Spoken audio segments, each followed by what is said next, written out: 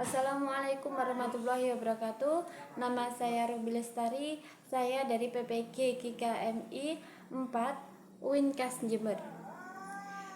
Di sini saya akan bahas tentang karakteristik generasi Z dan alpha dan implikasinya dalam pembelajaran.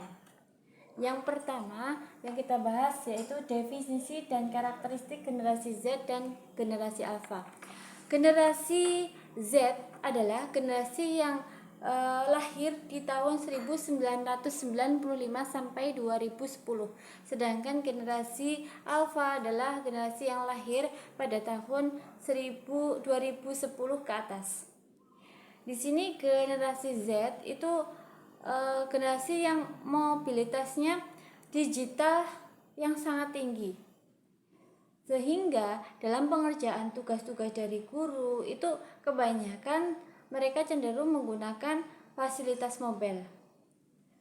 Dan dari pengertian di atas ya yang saya sebutkan tadi, ketidakrataan antara mereka yang berada di wilayah banyak internetnya dengan wilayah yang tidak terjangkau dengan internet, sehingga pada generasi Z di sini tidak seluruhnya menggunakan ke mobile tersebut. Di sini generasi lebih terampil karena generasi ini sangat tergantung sekali sama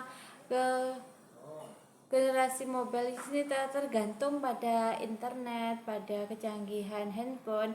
Maka generasi di sini sangat terampil dan berpengalaman dalam hal digital dan komputer, sehingga membuat guru harus cepat dan beradaptasi dengan perkembangan literasi digital tersebut. Tantangan generasi Z di bidang keagamaan melalui dunia maya adalah banyaknya konten keagamaan yang bermuatan radikal dan intoleransi. Konten-konten tersebut sangat efektif untuk mempengaruhi pikiran dan tindakan anak. Apalagi materi keagamaan yang disampaikan dalam konten-konten tersebut seolah-olah benar dan lurus karena menggunakan ayat dan hadis.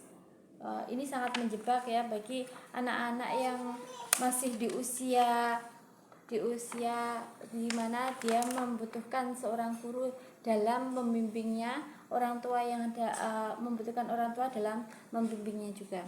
Yang kedua adalah strategi pembelajaran bagi generasi Z dan generasi alpha. Strategi yang digunakan di sini dalam pembelajaran generasi Z dan generasi alpha yaitu pengembangan HOTS. Pengembangan HOTS di sini adalah berpikir tingkat tinggi atau HOTS menjawab tantangan kebutuhan siswa generasi Z dan alpha berbasis IT. Terus kemudian yang kedua adalah memberikan kebebasan ekspresi. Pembelajaran yang bermanfaat otoriter dan berpusat pada guru tidak cocok lagi bagi mereka. Kenapa? Karena mereka sudah tergantung pada yang namanya komputer dan alat IT-nya. Ya. Terus kemudian yang ketiga mengembangkan karakter.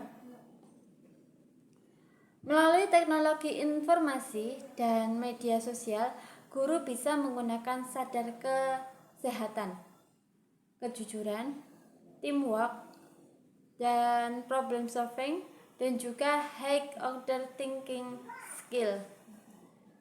Cerdas secara digital dan memiliki akhlak yang baik, itu adalah tujuan dari pengembangan karakter di sini.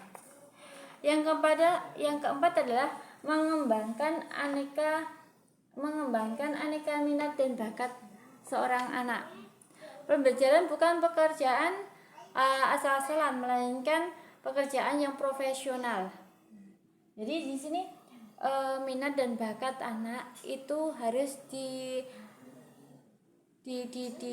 diasah melalui karena generasi di sini adalah yang dibahas tentang generasi Z, menuntut konsep pendidikan itu dan kemampuan peserta didik untuk mengembangkan berbagai kompetensinya, baik dari sisi hard skill, soft skill, karakter hingga spiritualnya.